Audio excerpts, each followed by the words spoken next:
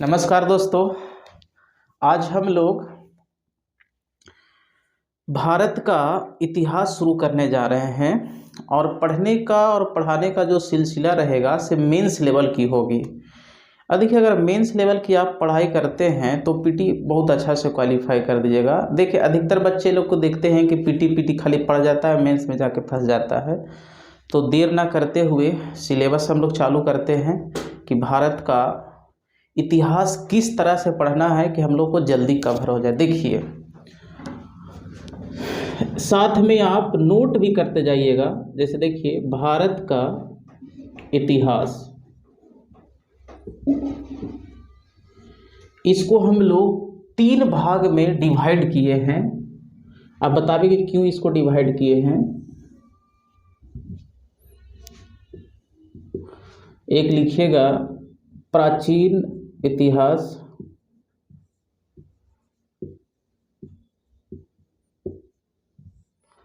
मध्यकालीन, साथ साथ लिखिएगा तो अच्छा रहेगा, है ना।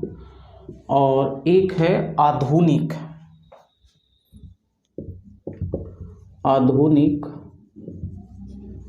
इतिहास।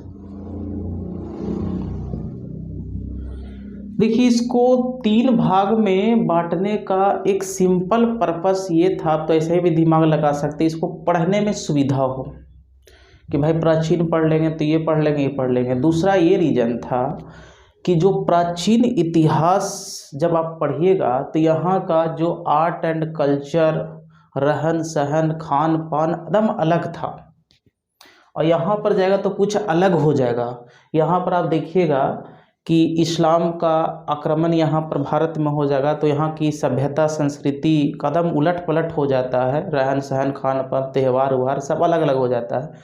और यहाँ पर अंग्रेजों का आगमन आ जाता है, तो भारतीय इतिहास में एक नया पड़ाव शुरू हो जाता है। जिस अंधकार युग में हम लोग जी रहे थे उससे हटकर एक नया युग में प्रवेश करते हैं।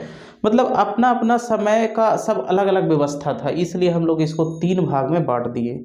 अब इसको डेट नहीं याद रखना है कि कितना से कितना तक है, एक मोटा मोटी हम लिख देते हैं। जैसे इसको माना जाता है 5 लाख BC से 750 AD तक। इस BC AD क्या होता है आगे बतावेंगे। और इसको हम लोग 750 AD से यहाँ पर अरबों का अटैक हो जाएगा, यहाँ पर आक्रमण हो जाता है, तो 1600। और इसको हम लोग 1600 से AD से 1947 AD तक रखते हैं, मतलब देश की आज़ादी तक। इसके बाद और पढ़ना है स्वतंत्रता के बाद इतिहास, तो उसको भी पढ़ेंगे आज तक वाले में, ठीक है ना। तो मेन अगर देखिए आप इसको कवर कर लीजिएगा तो आगे अपने समझ में आ जाएगा, कोई बड़ी बात नहीं है। अभी यहाँ से सवाल उठता है कि सबसे ज़्यादा प्रश्न कहाँ से पूछता है। तो देखिए, ये भ्रम छोड़ दीजिए। अधिकतर बच्चा लोग चाहे मास्टर बोलते हैं आधुनिक भारत पढ़ो, आधुनिक भारत पढ़ो, बड़ा अच्छा रहेगा, मॉडर्न हिस्ट्री पढ़ के जाओ। लेकिन वो एग्जामिनर पर डिपेंड करता है कि मेडिवल से सेट करेगा कि एशियन से सेट करेगा। तो आपको फोकस होना चाहिए कि हर टॉपिक पर एकदम अच्छा से पकड़ होना चाहिए, ठीक है। अभी मान लीजिए इस पर पूछ रहा है, हो सकता है अभी इस पर पूछना लगे, है ना। इसलिए हर टॉपिक को एकदम अच्छा से शुरुआत करना है। तो अब हम लोग शुरू करते हैं प्राचीन इतिहास। पहले जानते हैं इसका सिलेबस देखेंगे कि कौन कौन सा अध्याय इसमें पढ़ना है, चैप्टर कौन कौन था है। तो इसको पहले हम लोग बात कर लेंगे 2 मिनट, उसके बाद हम लोग चालू करेंगे। अब देखिए, हेडिंग डालिएगा प्राचीन इतिहास का सिलेबस, कि प्राचीन इतिहास का सिलेबस क्या क्या पढ़ना है। तो देखिए, टोटल मिला के 12 या 13 सिलेबस है, मतलब इसमें अध्याय है। एक पर अभी छोड़ दीजिए आप, 2 से स्टार्ट करते हैं। अध्याय नंबर जो 2 में पढ़ना है उस चैप्टर का नाम है आदि मानव का विकास एंड प्रस्तर युग, प्रस्तर युग कि मानव कैसे डेवलप हुआ। इस समय पत्थर का यूज करता था, आदि मानव जो थे से पत्थर का यूज करते थे, तो एक प्रस्तर युग आ गया, पाषाण युग, स्टोन एज बोलते हैं। इसके बाद थोड़ा और डेवलप हुआ, पत्थर का यूज करते करते दूसरा में डेवलप आया तो लोग तांबा का प्रयोग करने लगा, तो एक नया काल आ गया, ताम्र पाषाण काल,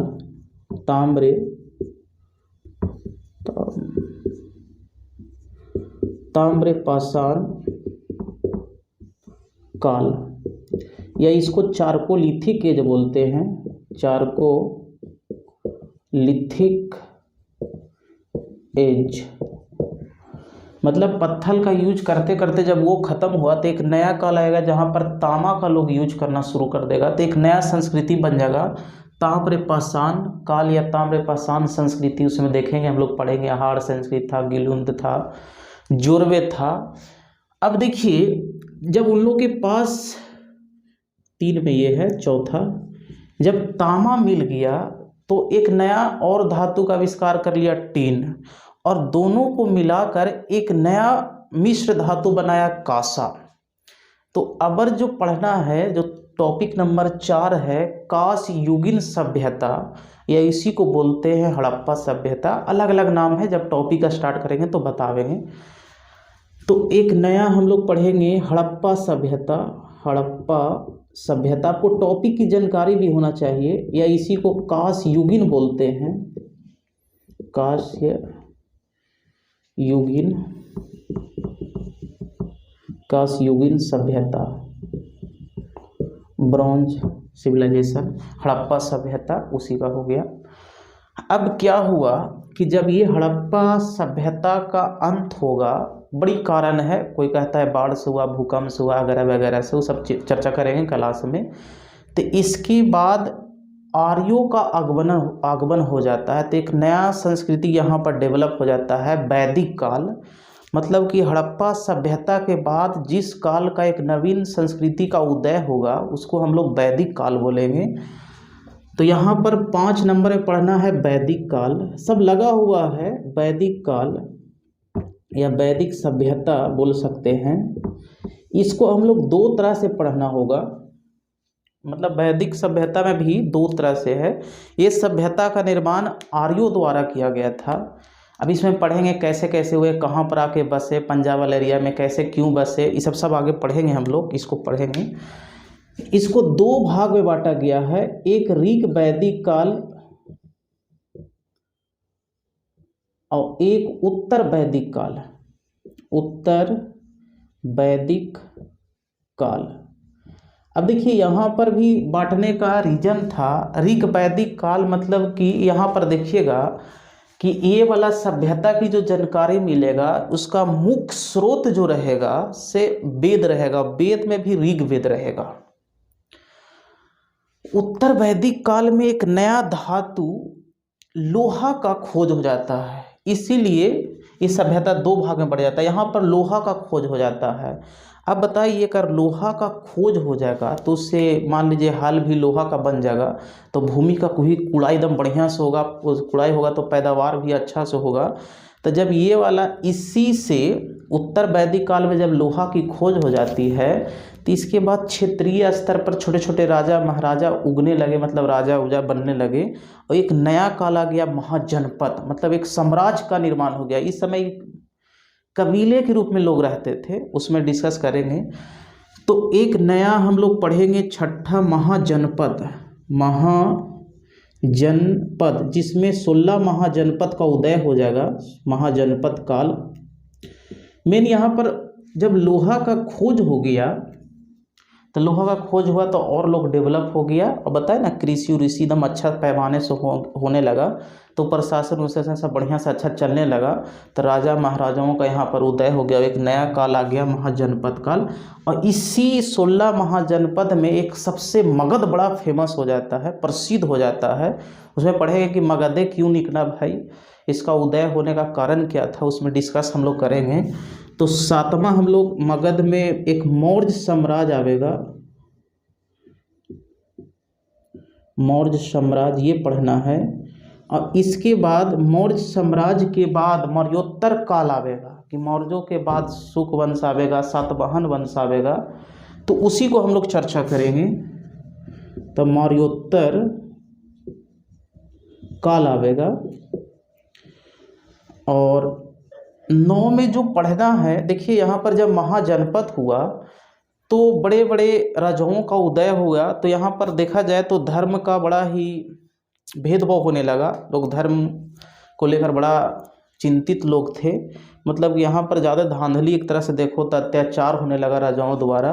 तो यहाँ पर एक नया नया धर्म आवेगा जो पूरे इस संस्कृति को एकदम बदल देगा। लोग को जैन धर्म और बौद्ध धर्म का यहाँ पर उदय होगा। मतलब महाजनपद के बाद जो है, ये मौर्योत्तर काल के बाद एक 2 धर्म पढ़ना है हम लोग को, कि बड़ी राजा लोग भ्रष्ट हो गए थे, तो उनको शिक्षित करने के लिए, प्रशिक्षित करने के लिए एक धर्म यहाँ पर उत्पन्न होगा। पढ़ना है हम लोग को बौद्ध धर्म। बौद्ध धर्म ऐसे हम लोग जानते, इसके बाद यही पढ़ेंगे, तब ये पढ़ा जाता है, लेकिन लिख दे रहे हैं। और एक है जैन धर्म। जैन धर्म, तो हम लोग जैन धर्म तक देखे थे, टॉपिक नंबर 11 शायद था, नीचे देख लीजिएगा, सुधार लीजिएगा। 12 में तो जैन धर्म, मतलब ये मौर्योत्तर काल जब पढ़ेंगे तो एक नया वंश आ जाएगा, गुप्त वंश। यहाँ पर हम लोग पढ़ेंगे गुप्त वंश। और इसके बाद जो आवेगा गुप्त्योत्तर काल। गुप्त वंश के बाद हम लोग कुषाण वंश हो गया, ये सब पढ़ेंगे, ठीक है ना। और 14वां में जो पढ़ना है टॉपिक नंबर, ये संगम काल पढ़ेंगे हम लोग, काल। तो ये आपका मोटा मोटी एक के सिलेबस है कि कौन कौन सा चैप्टर हम लोग को पढ़ना है। अब सुनिएगा, जो फर्स्ट जो एक वाला हम लोग छोड़ दिए थे, कि हम लोग 2 से लिखे थे और 1 में यहाँ पर हम लोग छोड़ दिए होंगे, शायद आप भी छोड़ दिए होंगे। तो इसमें कौन सा चैप्टर है भाई, कि भाई उसको हम छोड़ दिए, क्यों नहीं लिखे? तो सुनना, जो 2 से लेकर 14 तक जो अध्याय लिखा हुआ है, तो इसको जो जानने का जो स्रोत है, जैसे ये सब जो है गुप्त काल, मौर्य काल, हड़प्पा संस्कृति, वैदिक काल, तो ये सब जानने का कुछ ना कुछ स्रोत भी तो होना चाहिए। ऐसे कैसे पता चलेगा भाई कि हम लोग का हड़प्पा संस्कृति में कौन सा लिपि था, कौन नहीं था, क्या प्रयोग होता था? तो ये पूरे हिस्ट्री को, प्राचीन हिस्ट्री को जानने का जो स्रोत है, से 1 में है, चैप्टर नंबर 1 में है कि प्राचीन इतिहास के जानने का स्रोत। जो 1 में आप लिख लीजिएगा कि सब पूरी हिस्ट्री को जानने का सोर्स है, कि कौन कौन सा सोर्स है कि सबसे हमको जानकारी देता है। तो इसमें 2 सोर्स पढ़ेंगे, एक पुरातात्विक सोर्स पढ़ेंगे, एक साहित्यिक सोर्स पढ़ेंगे। तो इसमें आप जो छूटा हुआ था, इसमें लिख सकते हैं प्राचीन इतिहास को जानने का स्रोत। अब हम लोग क्या करते हैं, चैप्टर नंबर 1 यहीं से उठाते हैं और प्राचीन इतिहास के जानने का कौन कौन सा स्रोत है, जिससे हम लोग मौर्य काल, गुप्त्योत्तर काल या गुप्त वंश, जैन धर्म, बौद्ध धर्म, इसके बारे में जानकारी हम लोग को मिला है। तो 1 नंबर, अध्याय नंबर 1 में आप हेडिंग डालिए। अब सिलेबस स्टार्ट आपका हो गया है और हम लोग का जो लेवल होगा, मेंस लेवल की पढ़ाई पढ़ेंगे, ठीक है ना, कि हर चीज़ कवर हो जाए। तो हेडिंग डालिए, बढ़िया से लिखिएगा सब, प्राचीन इतिहास को जानने का स्रोत। प्राचीन इतिहास को जानने का स्रोत। अब देखिए, प्राचीन इतिहास के जानने का जो स्रोत है, इसको 2 भाग में बांटा गया है। तो हम लोग देख रहे थे प्राचीन इतिहास को जानने का स्रोत, प्राचीन इतिहास को जानने का स्रोत।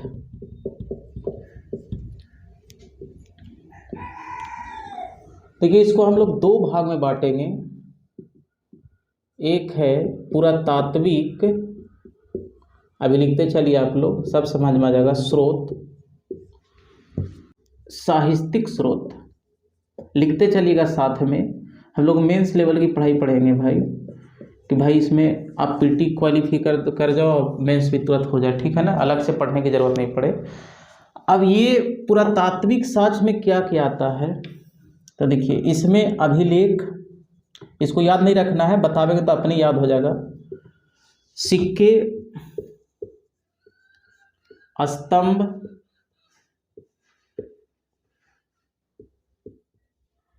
स्मारक,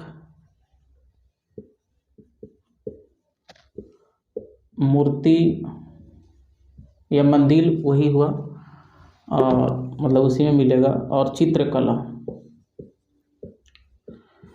तो हम लोग अभिलेख देखे, सिक्का देखे, स्तंभ, स्मारक देखे, मूर्ति और चित्रकला किस में आता है, पुरातात्विक स्रोत में आता है। अभी इस पर डिस्कस नहीं करेंगे, पहले इसको खत्म कर लेंगे। अब पुरातात्विक स्रोत क्या है, कैसे इसको प्राप्ति होता है, कौन करता है, पहले इसके बारे में हम लोग जानकारी लेते हैं।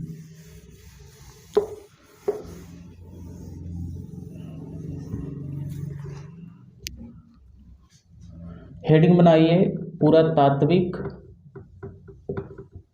स्रोत। पुरातात्विक स्रोत देखिए, टील्हा की खुदाई से जो भी प्राप्त होगा, लिखिएगा, टील्हा की खुदाई से प्राप्त साक्ष्य को शामिल किया जाता है, शामिल किया जाता है। अब समझिए टील्हा क्या होता है, थोड़ा सा ऐसे ही।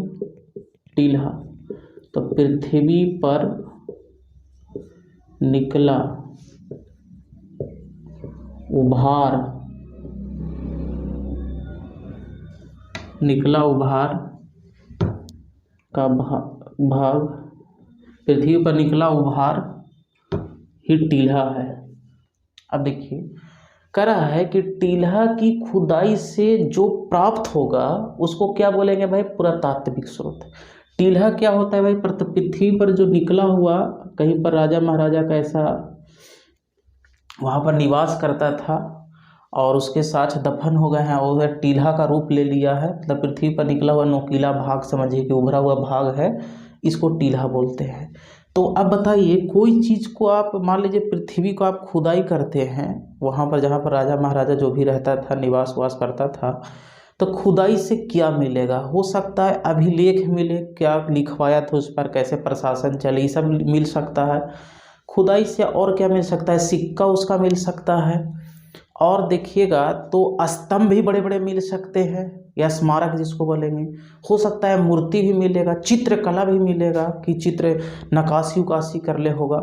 तो पुरातात्विक साक्ष्य में हम लोग उसी को रखते हैं। जैसे खुदाई से क्या मिल सकता है, मैं बताया, अभिलेख, सिक्के मिल सकते हैं, मूर्ति मिल सकते हैं, स्तंभ मिल सकते हैं, और यह चित्रकला। तब यहाँ से एक सवाल उठता है कि ये पुरातात्विक जो साक्ष्य है इसकी खुदाई कैसे करते हैं, और करता है तो कौन करता है, तो इसको भी थोड़ा समझ ले, एग्जाम की दृष्टि से इम्पोर्टेंट है। सब पीटीएम में नहीं पढ़ा जाता है, लेकिन मेंस में आपको एकदम जानकारी होना चाहिए।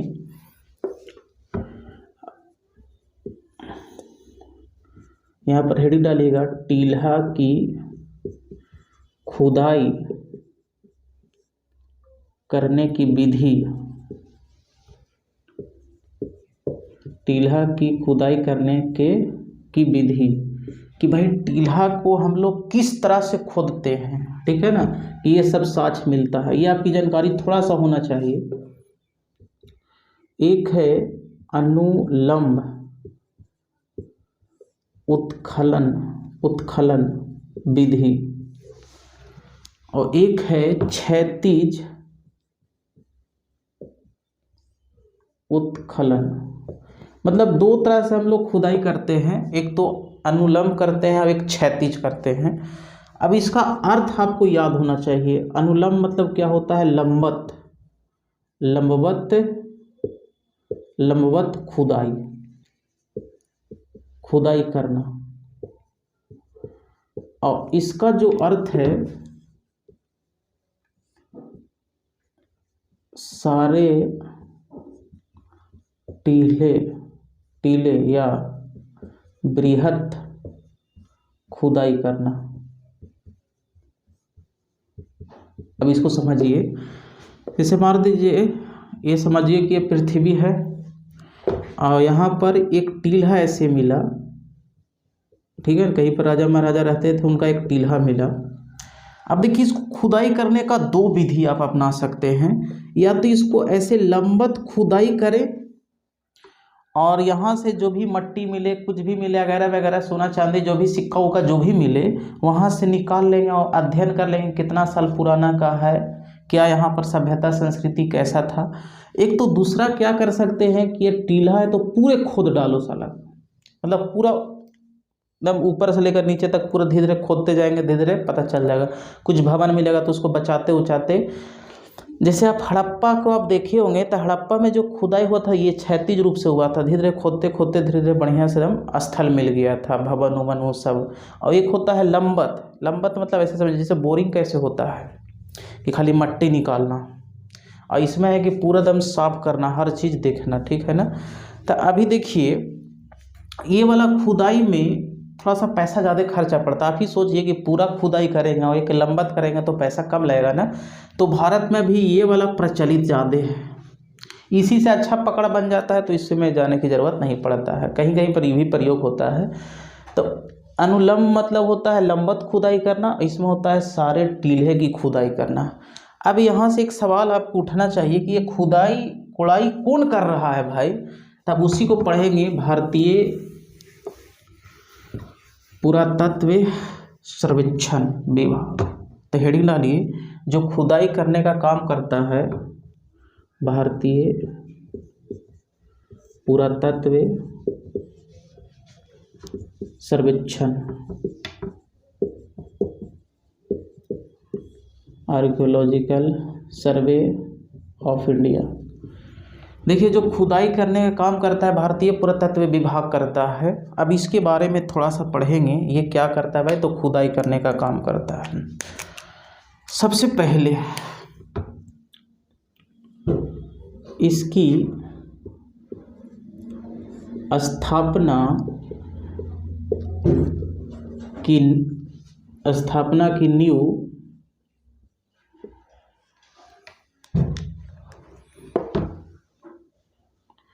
एशियाटिक सोसाइटी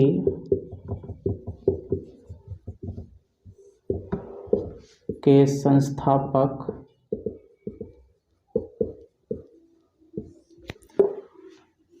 सर विलियम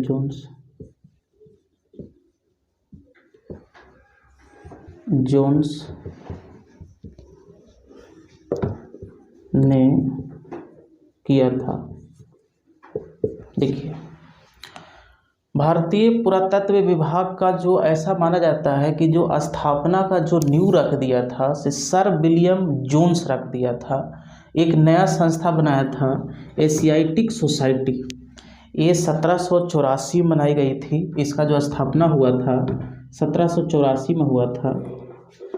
स्थापना लिख सकते हैं 1 जनवरी 1784।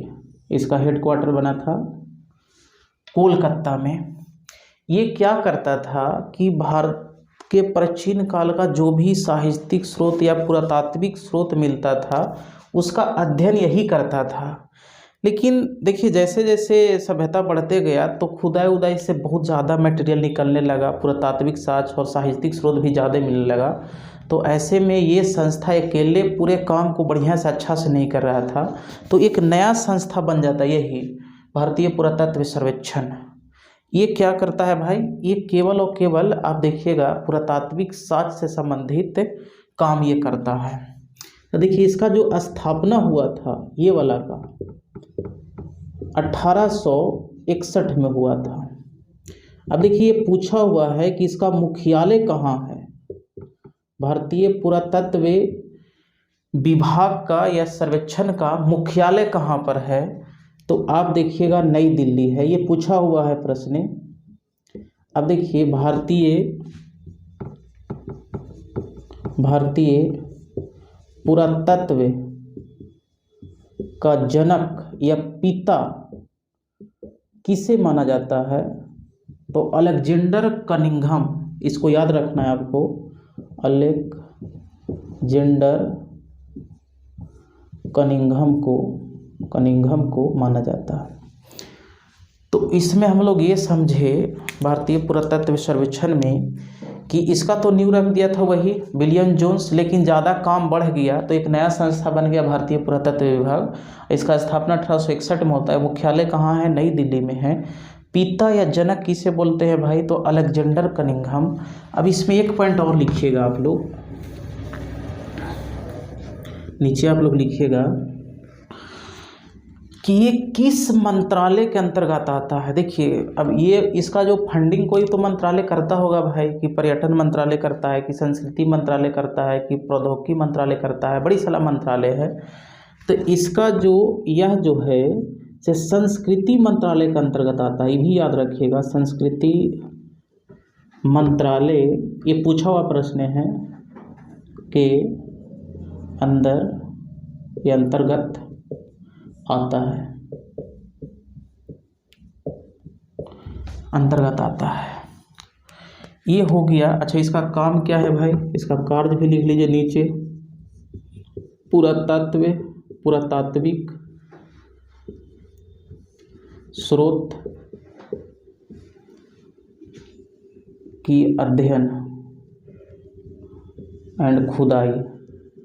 ये पुरातात्विक स्रोत वाला जो भी मिलेगा उसको अध्ययन भी करेगा, पुरातात्विक स्रोत उसका खुदाई भी करेगा, कहाँ कहाँ से प्राप्त हुआ है। अब इसके बाद हम लोग को एक पॉइंट और लिखिएगा इसमें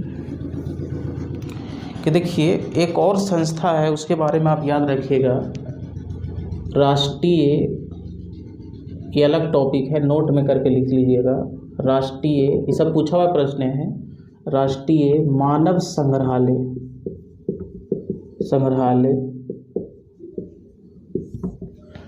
राष्ट्रीय मानव संग्रहालय का हेडक्वार्टर कहाँ पर है, का मुख्यालय, इसका जो मुख्यालय है भोपाल में है।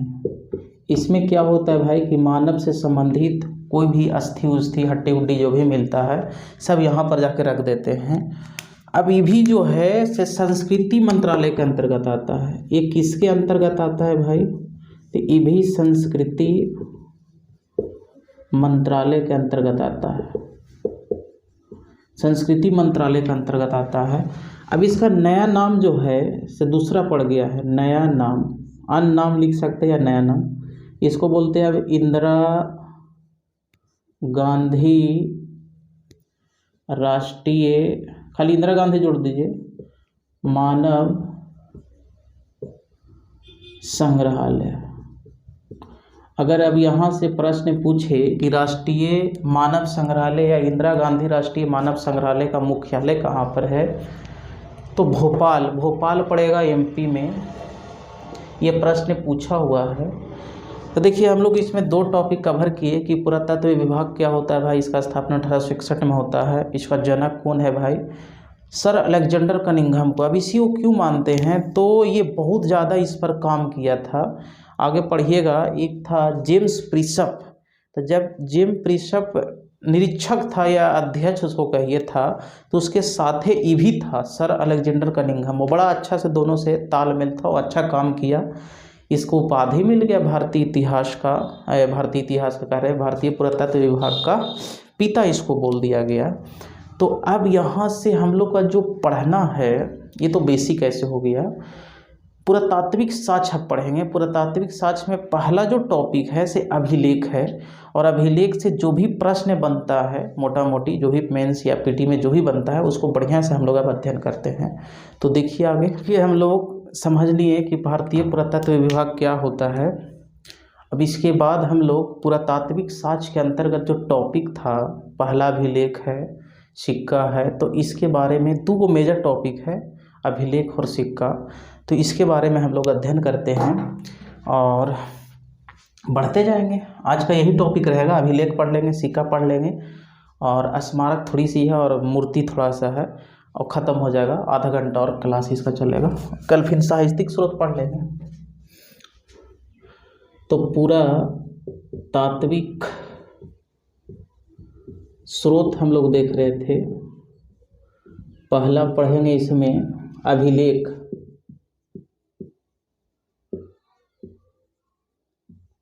इसके बाद है सिक्के, स्मारक, स्मारकों या स्मारक, मूर्ति, मूर्तिकला और चित्रकला या मूर्ति भी लिख सकते हैं। तो हेडिंग डालिए अभिलेख। कि अभिलेख क्या है, हेडिंग यहीं से डालिए अभिलेख। आगे बेसिक बात आपको एकदम जानकारी होना चाहिए कि अभिलेख क्या होता है। कभी आप गांव में या शहर में देखे होंगे तो बोर्ड पर, जैसे टीना का ये बोर्ड है लोहा का ऐसे, और इस पर लिखा रहता है कि भारत सरकार द्वारा ये रोड बनाया गया है, यहाँ पर नगर निगम वाला पानी का व्यवस्था कर ले वगैरह वगैरह, यहाँ पर स्कूल है वगैरह वगैरह, जो भी लिखा रहता है।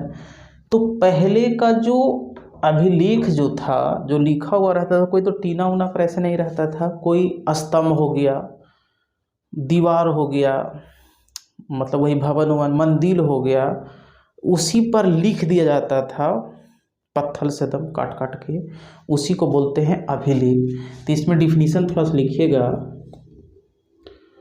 कि पत्थर नहीं, इसको लिखिएगा, इसको अच्छा करके लिखिएगा, पाषाण स्तंभ, पाषाण स्तंभों और दीवारों एंड मंदिरों पर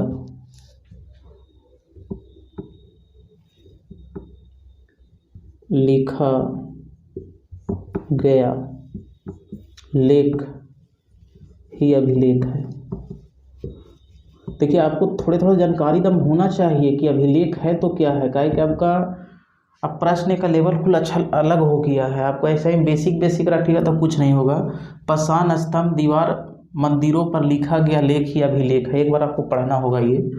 अब देखिए, इसका अध्ययन क्या कहलाता है, बड़ा इम्पोर्टेंट है अध्ययन। तो इसका स्टडी जो कहलाता है, पूरा लेख शास्त्र बोलते हैं, लेकिन ये आपको नहीं देगा पूरा लेख शास्त्र, ये आपको कभी नहीं देगा एग्जाम में। काहे कि इससे पकड़ लोगे पूरा लेख शास्त्र, पूरा मतलब प्राचीन और लेख में लिखा हुआ शास्त्र में जो छपा हुआ, इसको एपिग्राफी बोलते हैं, एपिग्राफी। तो अभिलेखों का जो अध्ययन जो कहलाता है से एपिग्राफी कहलाता है। आपको ये भी पॉइंट एकदम क्लियर होना चाहिए, सुनिएगा। अगर लेख लिखा गया है तो कोई ना कोई भाषा होगी। तो देखिए, भाषा, इसमें कौन कौन सी भाषा प्रयोग किया जाता था, है ना। तो देखिए, सबसे आरंभिक जो भाषा थी, आरंभिक जो भाषा थी, जो भी आरंभिक काल का जो अभिलेख मिला है शुरुआती वाला, ये आपकी थी प्राकृत भाषा थी। मतलब कि प्राचीन काल वाला जो मिली है से कौन भाषा थी, तो प्राकृत भाषा थी। और ये देखिएगा तो तीसरी शताब्दी ईसा पूर्व तक, तीसरी सदी ईसा पूर्व तक चला है।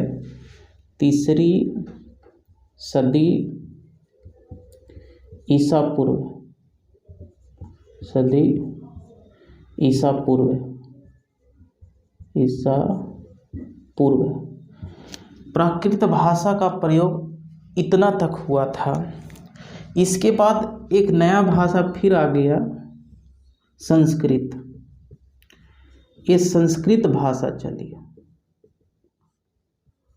मतलब शुरू जो अभिलेख था से प्राकृत भाषा में लिखा गया, देखा गया इतना ईस्वी तक। फिर दूसरी शताब्दी ईस्वी से ये संस्कृत भाषा का लेख हम लोग को मिलने लगा, समझ रहे हैं ना। और इसके बाद आप देखिएगा तो सभी भाषाओं में लिखना शुरू हो गया। तो आपको यहाँ पर ये याद रखना है कि इसकी भाषा क्या थी भाई, आरंभिक भाषा क्या थी, प्राकृत थी, उसके बाद आ गई संस्कृत और उसके बाद सभी भाषाओं में मिलना शुरू हो गया। अब सोचिएगा अब इसका लिपि कि भाई अगर कोई भाषा लिख रहे हैं तो उसका लिपि भी होना चाहिए, है ना। तो देखिए लिपि का लेकर 3 लिपि मिलता है। आप जब अशोक का भी लेख पढ़ेंगे तो आप देखिएगा तो वहाँ पर 3 लिपि का जिक्र मिलता है। एक है ब्राह्मी लिपि और एक है खरोष्टी लिपि और एक है अरमाइक लिपि। अच्छा यही अच्छा चल रहा है। अब देखिए यहाँ से सवाल पूछता है कि जैसे अभी हम लोग वर्तमान समय जो लिपि लिख रहे हैं देवनागरी, तो हम लोग लेफ्ट से राइट लिखते हैं। तो ये जो लिखने का विधि है आप लिख सकते हो बायां से दायां है, बायां से दायां, मतलब जब हम लोग लिखते हैं तो ऐसे से लिख के चल जाते हैं, फिर ऐसे लिखते हैं। और इसमें देखिए ये पूछा हुआ है सवाल कि खरोष्टी लिपि थोड़ा सा टेढ़ा है, इसको हम लोग दायां से बायां लिखते हैं, दायां से बायां। तो आप ऐसे याद रखिएगा कि जो खरुष्ट आदमी होता है हमेशा टेढ़ा चलता है भाई। तो हम लोग तो जैसे सीधा आदमी हमेशा दायां से बायां चल रहा है, लेकिन खरुष्ट कैसे चलेगा, बायां से दायां चलेगा, दायां से बायां। तो दायां से बायां ये लिखा जाता था। और ये लिपि मिला है पाकिस्तान एंड अफगानिस्तान में, पाकिस्तान और अफगानिस्तान में मिला है। ये भी बायां से दायां लिखा जाता था। तो ये आपको याद रखना है, खरोष्टी लिपि कैसे लिखा जाता था, दायां से बायां।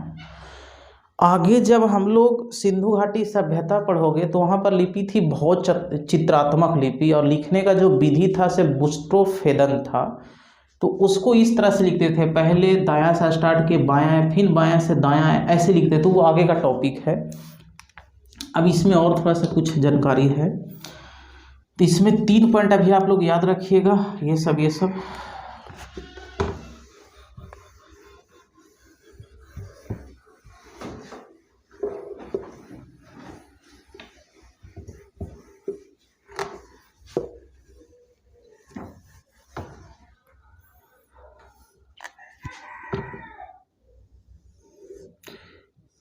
इसमें एक पॉइंट और लिखिएगा कि सबसे प्राचीनतम अभिलेख बोगाज गोई का है, बोगाज गोई का अभिलेख है, या इसी को एशिया माइनर का अभिलेख भी बोलते हैं। इसको आगे जब हम लोग पढ़ेंगे वैदिक काल तब यहाँ पर चर्चा आवेगा, अभिलेख है। ये जो अभिलेख है बोगज गोई अभिलेख,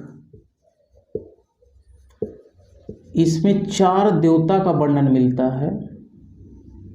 आप ये 4 देवता के नाम याद रखिएगा। आगे हम लोग जब पढ़ेंगे तो वहाँ पर 2 कबीला होता है, एक हित्ती कबीला होता है, उसका राजा होता है सुबिलिमा, और एक मितनी कबीला था, उसका राजा था, आप देखिएगा क्या बोलते हैं, मितनी कबीला था, उसका भी एक राजा था। और दोनों में संधि होता है कि भविष्य में हम लोग लड़ाई झगड़ा नहीं करेंगे, मतलब पहले लड़ाई झगड़ा करता होगा। तो 4 देवता का कसम खिलाया जाता है। देखते हैं आज भी कसम लोग खिलाता है गांव देहात में कि बताओ तुम बकरी चुराया है कि नहीं, तो देव मड़प में जाके लोग कसम उसम खा लेता है। तो 4 देवता का कसम खिलाता है, उसको आप याद रखिएगा। जैसे मित्र था, वरुण है, इंद्र है और नासत है। इसको आगे हम लोग बड़ी डिटेल में पढ़ेंगे। अभी फिलहाल में आप इतना याद रखिए कि अभिलेख में 4 देवता का उल्लेख मिलता है, मित्र, वरुण, इंद्र, नासत्य। आप इसको ट्रिक भी लिख सकते हैं, इसका ट्रिक है मीनाबाई, इसका ट्रिक है मीनाबाई। मी से हो गया मित्र और ना से हो गया नासत्य और बा से हो गया वरुण और ई से हो गया इंद्र। तो इसका ट्रिक से भी आप याद रख सकते हैं। अब इसके बाद हम लोग जो पढ़ना है, थोड़ा सा लिखिएगा इसमें,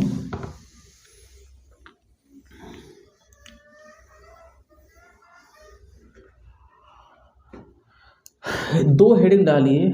इधर लिखिएगा प्रमुख अभिलेख और इधर लिखिएगा शासक। देखिए कुछ प्रमुख अभिलेख मिला है और उसके बाद उसके में शासक का जिक्र है, तो आपको ये ग्राफ आपको याद होना चाहिए।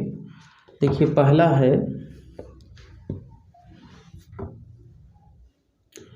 पहला हाथी गुफा का अभिलेख।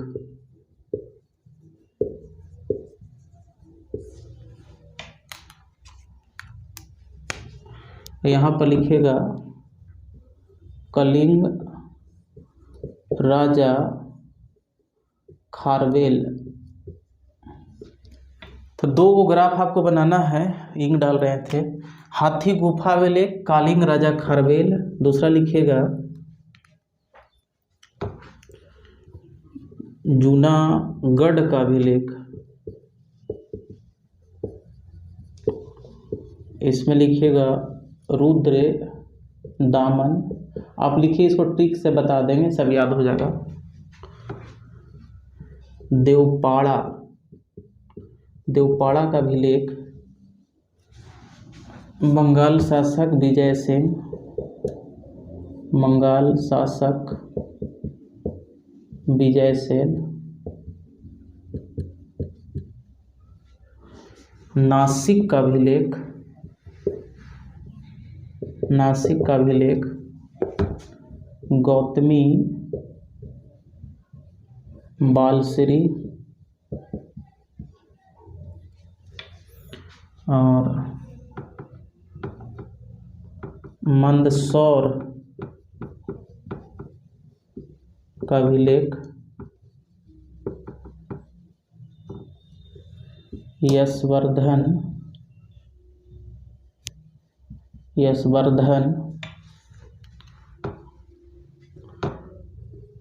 तीसरा ग्वालियर, ग्वालियर का अभिलेख, इसमें लिखिएगा आप प्रतिहार नरेश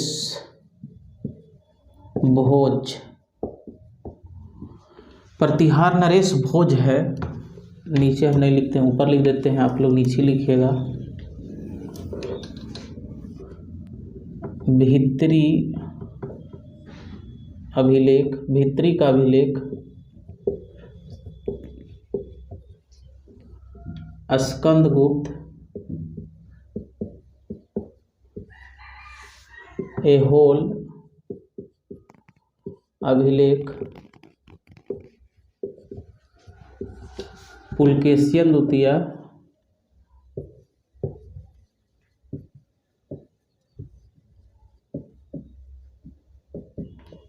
और एक और है प्रयाग प्रशस्ति अभिलेख, या इसको बोलते हैं इलाहाबाद का अभिलेख, बाद का अभिलेख। ये है समुद्रगुप्त से। देखिए ये अभिलेख और इनसे संबंधित राजा के बारे में आपको जानकारी एकदम याद होना चाहिए। अब देखिए याद करने का थोड़ा सा ट्रिक बता देते हैं। देखिए यहाँ पर है हाथी गुफा अभिलेख, जहाँ पर ट्रिक की जरूरत पड़ेगा ट्रिक भी बताते चलेंगे, और जहाँ पर समझने वाला चीज़ रहेगा तो आपको समझना ही पड़ेगा। हाथी गुफा अभिलेख, और यहाँ पर है कलिंग राजा खारवेल। तो ऐसे आप दिमाग लगाइए कि हाथी जो है से गुफा में घुसा और क्या खाया भाई, तो बेर खाया। हाथी जो है से गुफा में घुसा और क्या खाया, तो बेर खाया, तो खारवेल, खत्म। एक है जूनागढ़ का अभिलेख और ये है रुद्रदामन। तो ऐसा समझिए, इसको जूना नहीं पढ़िए, चूना पढ़िए, चूना, चूना खैनी वाला चूना। तो चूना अगर किसी को नहीं दीजिएगा तो रुद्र हो जाएगा। रुद्र मतलब रूठ जाता है। आप देखते हुए गाँव में किसी को चूना को हो जरा चुनमा दहा हो ना दिया तो क्या हो जाता है भाई, रूठ जाता है। ये तो जूनागढ़ का अभिलेख रुद्रदामन। देखिए विजयवाड़ा, देवपाड़ा, देवपाड़ा का जो अभिलेख है वो है बंगाल शासक विजय सेन का। तो देवपाड़ा का अभिलेख है बंगाल शासक विजय सेन। ऐसे याद रखिए, जब देखिए देव लिखा हुआ तो देवता के बारे में है और देवताओं का हमेशा विजय होता है, तो विजय सेन। आप देखोगे रामायण महाभारत तो हमेशा किसका विजय हुआ है, देवताओं का हुआ है। अब है नासिक बालश्री, नासिक अभिलेख और इसका है बालश्री, गौतमी बालश्री। ये पुलकेशियन ये अथी होगा, जब सातवाहन वंश पढ़िएगा तब आवेगा। तो देखिए यहाँ पर लिखा हुआ है बालश्री, मतलब बालक के बारे में कर रहा है। और बालक क्या करता है भाई, कोई भी सामान को नाश कर देता है, मतलब नासिक मतलब नाश कर देता है, तहस नहस, अभी पता होगा। अब एक मंदसौर का भी लेख, ये है यशोवर्धन।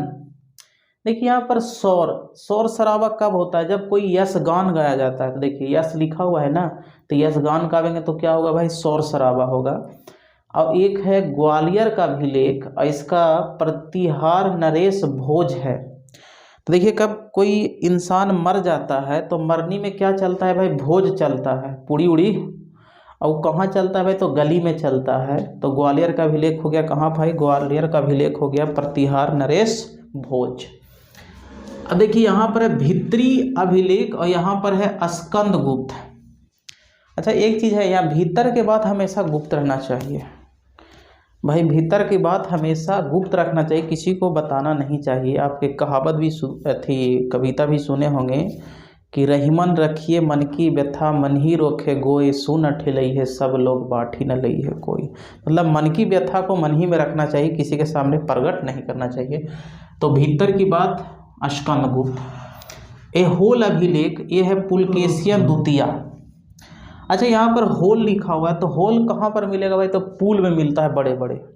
और कै गो होल मिला भाई, तो 2 गो, तो पुलकेशियन द्वितीय हो गया। और इसको आप याद रखिएगा ऐसे ही कि प्रयाग प्रशस्ति अभिलेख जो है से समुद्रगुप्त से है। ये बड़ी फेमस है, अगर एग्जाम में आने का चांस यही है। ये भी दे सकता है, ये भी पूछा हुआ प्रश्न है ना, या गिरनार इसको बोलते हैं। तो ये आपको अभिलेख के बारे में जानकारी ये हो गया। अब इसके बाद हम लोग सिक्का के बारे में अध्ययन करेंगे और थोड़ा उसके बाद है मूर्ति, 2-3 लाइन है, और इसके बाद ये क्लास को अंत करते हैं। अब हम लोग सिक्का के बारे में अध्ययन करते हैं। लिखिएगा हेडिंग सिक्के। देखिए सबसे पहले समझेंगे कि सिक्का का अध्ययन क्या कहलाता है। जैसे अभिलेख का अध्ययन देखें कि क्या बोलते हैं, एपिग्राफी कहलाता है। तो इसका जो अध्ययन कहलाता है न्यूमिस्मैटिक्स।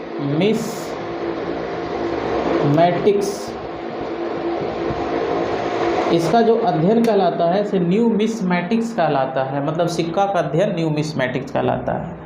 अब एक चीज़ और समझिएगा, बड़ा इम्पोर्टेंट है कि प्राचीन काल के सिक्के को आहत या पंचमार्क सिक्के कहते थे। देखिए ये प्रश्न है कि प्राचीन काल के सिक्का को क्या बोलते थे, आहत सिक्का या पंचमार्क सिक्का बोलते थे। ठीक है, पंचमार्क सिक्का। अब देखिए एक चीज़ समझिएगा कि प्राचीन काल का जो सिक्का था, जैसे मान लीजिए ये सिक्का आपका है, कोई इसका आकार नहीं होता था भाई, कैसे हम बीवा तरह बना दे, कोई मतलब बढ़िया साँचा में ढाल के नहीं बनाया जाता था, चपटा उपटा वगैरह वगैरह। ये है आहत सिक्का, आहत सिक्का। अब सुनिएगा, अभी जो वर्तमान में जो सिक्का आप देख रहे हैं उसमें आप देखिए डेट भी लिखा रहता है, चित्र भी बनाया जाता है और लेख भी लिखा रहता है कि भारत सरकार, चाहे कुछ भी लिखा रहता है। तो प्राचीन काल के सिक्का में जो आहत सिक्का मिला है उसमें केवल और केवल चित्र बनाया गया है, जैसे मछली का चित्र हो गया, जानवर का चित्र हुआ, मतलब इसमें केवल चित्र उकेरे गए थे, इसमें चित्र थे लेकिन लेख का वर्णन नहीं मिलता है। जो प्राचीन काल के सिक्के थे चित्र थे लेकिन लेख का वर्णन नहीं मिलता है। अब यहाँ से एक सवाल उठता है कि भाई लेख लिखाने की परंपरा कौन लोग चालू किया था सिक्का पर। तो यहाँ पर लिखिएगा कि लेख लिखाने सिक्के पर मतलब लिखाने की परंपरा यमन शासकों ने किया था, यमन शासकों ने किया था। पहले तो केवल आप देख रहे थे कि केवल चित्र बना हुआ था, लेकिन यमन शासक जब आते हैं तो इस पर लेख भी लिखना शुरू कर देते हैं कि ये राजा का है, राजा का नाम हो गया, डेट उट डाल दिया, वही अभी लेख हुआ, मतलब लेख लिखने का। अब एक बड़ा अच्छा पॉइंट यह है, 2-4 पॉइंट आपको याद रखना पड़ेगा। ये देखिए एक सातवाहन शासक आवेंगे, सातवाहन शासकों ने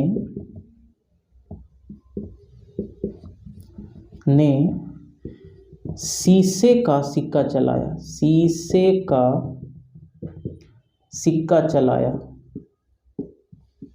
तो आपको ये याद रखना है कि शीशे का सिक्का बड़ी सलाई से चलाया, तांबा, शीशा, प्रोटीन ये सबका चलाया है, लेकिन ये बताइए शीशा का चला रहा है, तो ये थोड़ा सा खास हो जाता है कि सातवाहनों शासकों ने सिक्का चलाया था। कैसे चलाया था भाई? तो शीशे का चलाया था। 2-3 पॉइंट इसमें और है अच्छा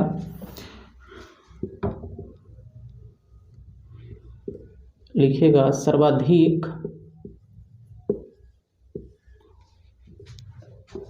सोने का सिक्का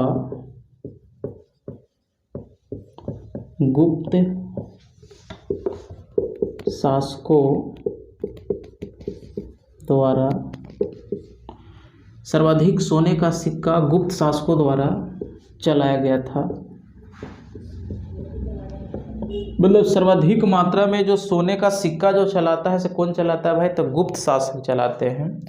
अब इसमें एक चीज़ और लिखिएगा कि शुद्ध, ये थोड़ा सा अलग पॉइंट है, शुद्ध सोने का सिक्का, सोने का सिक्का।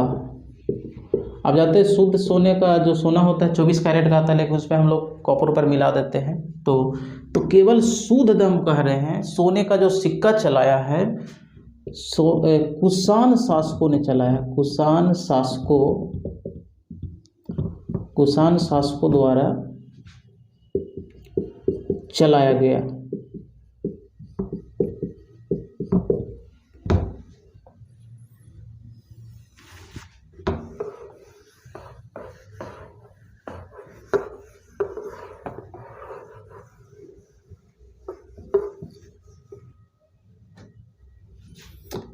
ये बड़ा इंपॉर्टेंट है कि शुद्ध अगर सोना कह देगा तो कुषाण शासक, ये तो सोने के सबसे ज़्यादा सिक्का चलाया है, कौन चलाया है? गुप्त शासक चलाया है।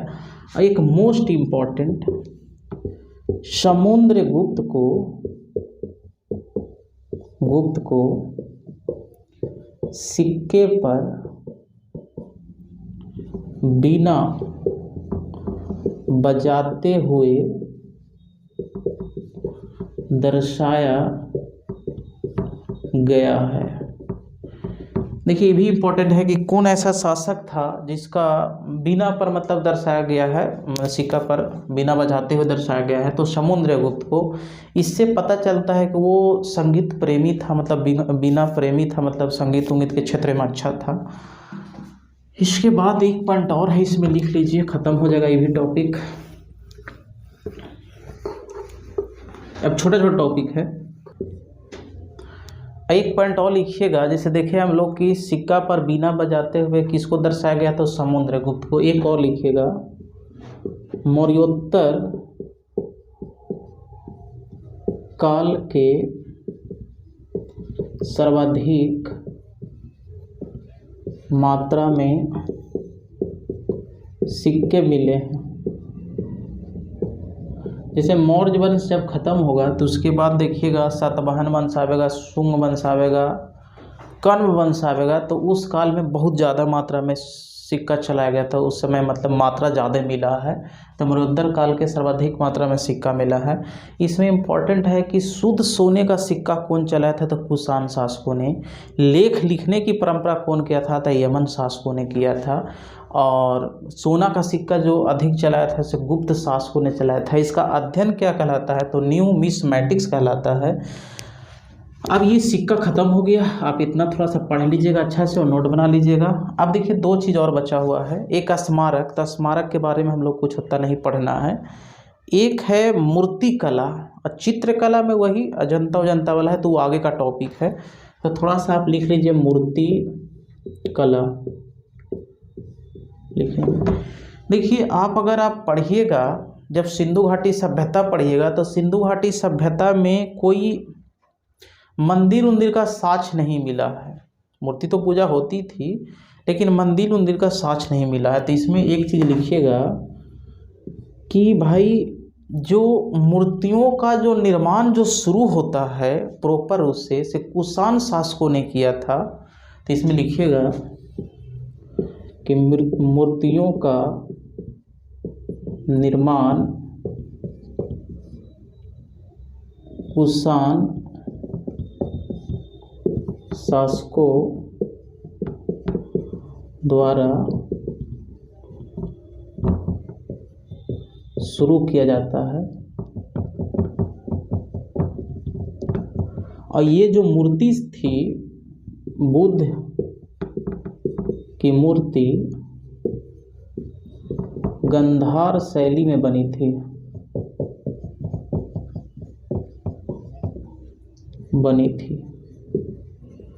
मतलब मूर्ति का जो निर्माण का जो शुरुआत हुआ है से कुषाण शासकों ने किया है। और मूर्ति किसका बना था भाई, तो बुद्ध भगवान का मूर्ति बना था। कौन शैली में है, तो गंधार शैली में।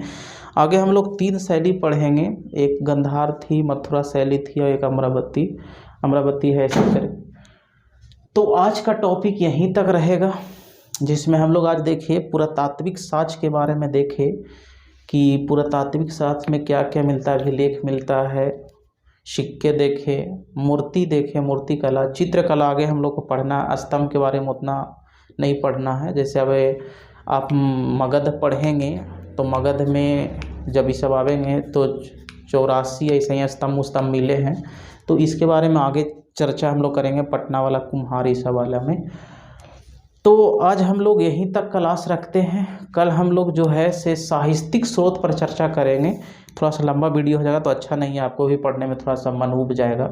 तो कल हम लोग साहित्यिक स्रोत के बारे में पढ़ेंगे और वहीं से शुरुआत करेंगे। आप लोग भी नोट बनाइएगा और एक बार देख लीजिएगा अच्छा से। तो धन्यवाद।